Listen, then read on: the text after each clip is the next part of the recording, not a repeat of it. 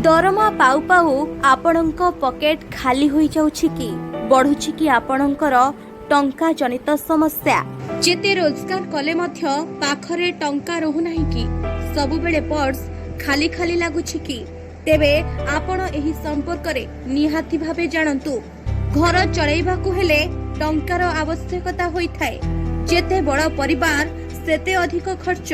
जदि आपण घर खर्च पाई सबुबेले टंकार असुविधा भोगुछंती ताहेले आसंतु जानिबा एहार सरल उपाय होई पारे आपणकर वास्तु दोष अनुसार एपरि आपण भोगी पारंती।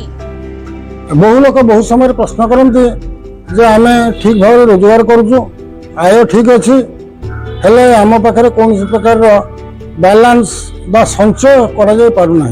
जिते भी चंद्रशेखर नंद असल गिरिजा पंजिकार गणनाकार आपण मत प्रश्न कले जे अनेक लोकों पाखे अर्थ अभाव रोचे से बाबद आम विचार कले जातकर जो द्वादश भाव अच्छी द्वादश भाव को विचार को नबाक पड़ो। ए द्वादश भाव भितर आमर मुख्यतः देखिले दशम भाव होउछि कर्म, एकादश भाव होउछि आय एवं द्वादश भाव होउछि व्यय।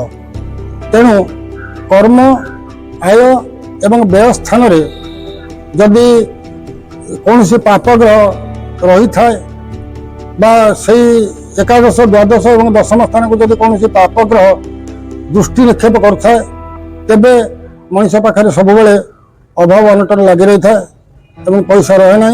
से आवश्यकता मन कले निजर जातक को ठीक भाव ठीक लोक पाखे विश्लेषण कर दशम एकादश एवं द्वादश भाव को लक्ष्य कर प्रतिकार करागले आपणकर अपव्यय निश्चित भाव में रोक एवं आपण पाखे अर्थर अभाव रही।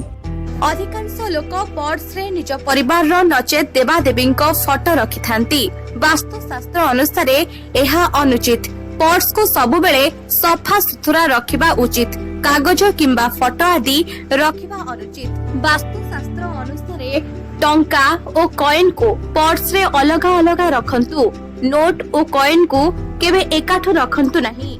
तेज दर्शक बंधु आपण मैंने जानते किपरि भाबरे वास्तु दोष अनुसार आपण जेते संचय कले पाखरे अर्थ रहु न थाए काहेकि एवं एहार प्रतिकार आपण किपरि करिवे ए संपूर्ण संपर्क रे आपण जानथले।